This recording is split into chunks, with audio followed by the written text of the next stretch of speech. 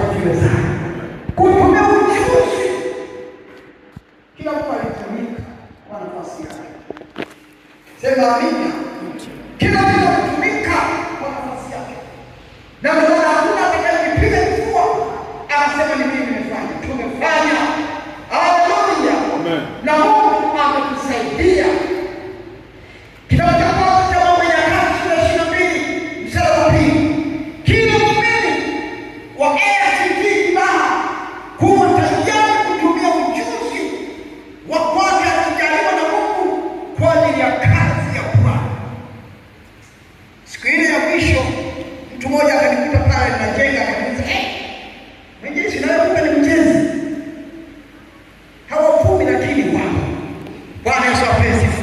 Kila mmoja alitumia ujuzi wake kufanya kila ambacho anataka akifanye kwa ajili. Kitabu cha Mambo ya Nyakati sura ya 22. Sura ya 22. Kitabu cha Mambo ya Nyakati ile sura ya 22.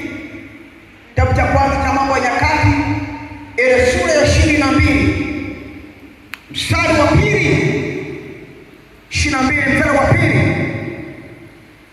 22 mstari wa 2. Kila muumini kuwa tayari kutumia ujuzi aliojaliwa na Mungu kwa kazi ya Mungu.